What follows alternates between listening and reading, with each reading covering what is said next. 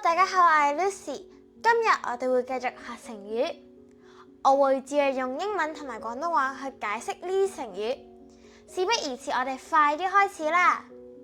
第一個成語係半途而廢，普通話嘅讀法係半途而廢，意思係事情未做成功就停止，比喻做事情有始無終。呢度有3個例句，分別係老師告訴我們做事要有恒心，不可以半途而廢，同埋快到山頂了，大家堅持下去，千萬不要半途而廢。最後一個係一個人無論求學或做事都要有始有終，不可半途而廢。呢個詞嘅近義詞係中道而廢同埋有始無終，反義詞係有始有終、持之以恆、堅持不懈同埋鍥而不捨。呢個詞嘅英文解釋係半途而廢is a Chinese idiom that translates to give up halfway. It is often used to describe a situation where someone starts a task or project with enthusiasm and determination, but then loses interest or encounters difficulties, causing them to quit before completing it. 半途 means halfway or midway, and 而廢 means to abandon or to give up. This idiom is commonly used to criticize or advise against the tendency to quit when the situation gets tough. It emphasizes the importance of perseverance and finishing what one starts.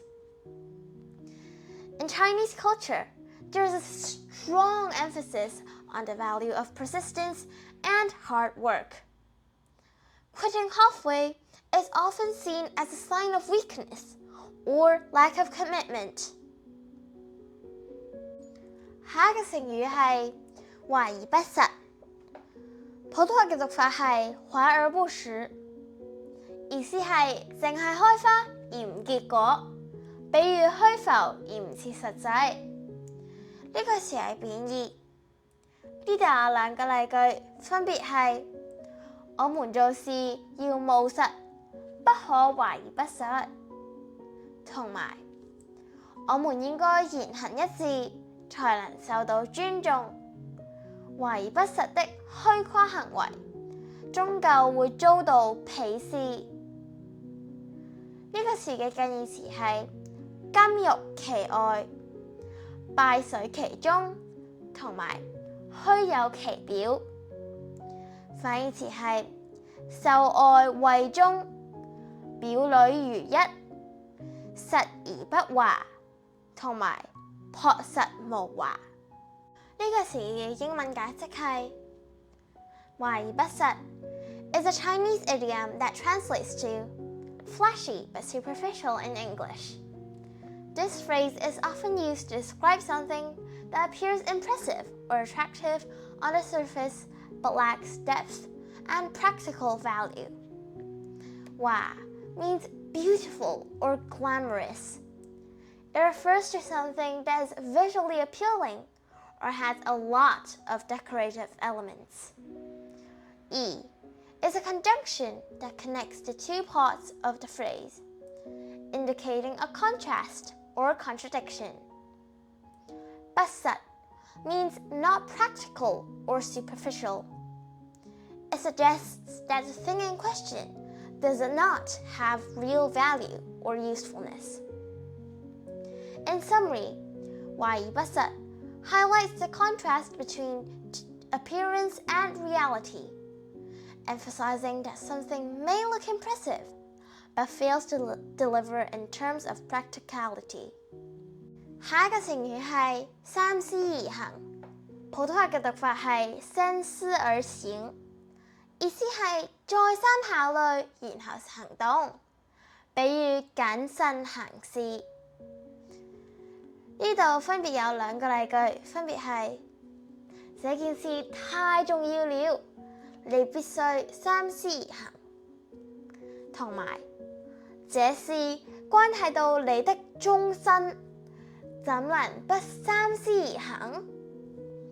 呢個詞嘅近義詞係行成於思，同埋深思熟慮。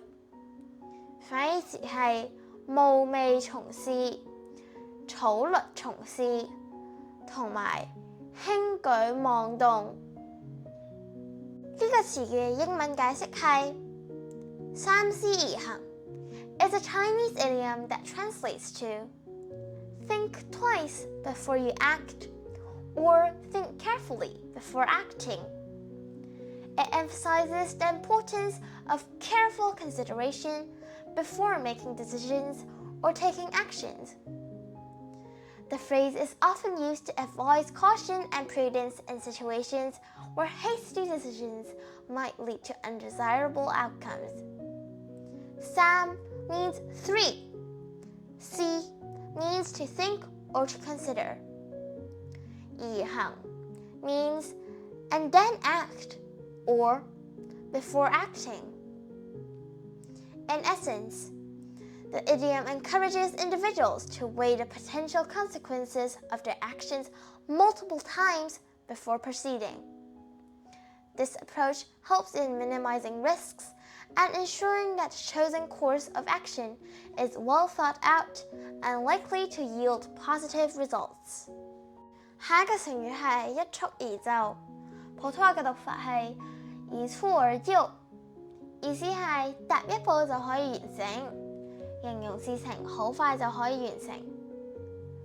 呢度有兩個例句，分別係他在比賽中一蹴而就，成功射門得分，贏得了全場觀眾的歡呼。同埋人才的培養不是一蹴而就的，它需要長期的培育和訓練。呢個詞嘅近義詞係一舉成功、一蹴即至同埋一蹴而達。反義詞係屢戰屢敗、屢屢受挫。呢個詞嘅英文解釋係一蹴而就 is an idiom that translates to achieve something in one step.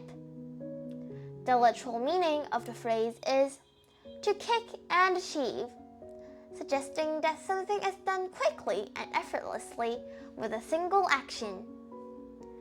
The idiom is often used in contexts where the speaker wants to highlight the difficulty or complexity of a task, suggesting that it cannot be achieved easily or quickly. It contrasts with the idea of gradual progress or incremental steps needed to reach a goal. 最後一個成語係鍥而不捨，普通話嘅讀法係鍥而不捨。鍥而不捨指不斷刻落去而唔停止，比喻堅持到底，奮勉不懈。呢度有三個例句，分別係在學習外語的過程中，他鍥而不捨地每天練習，終於能夠流利地與外國人交流。同埋，儘管遇到了許多困難，他依然鍥而不捨地尋找解決問題的方法。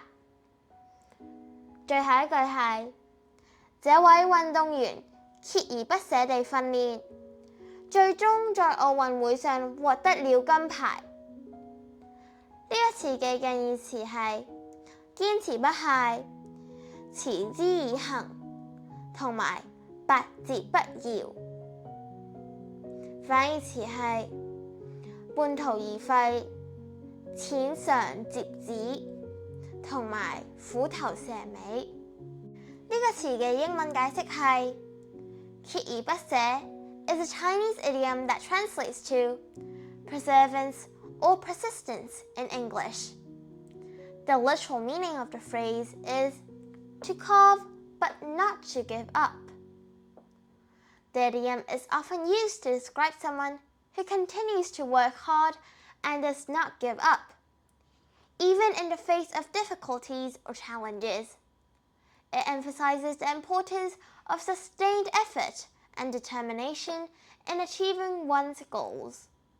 今日就係咁先啦，如果你哋鍾意嘅話，記得要訂閱同埋分享俾你嘅朋友知啊！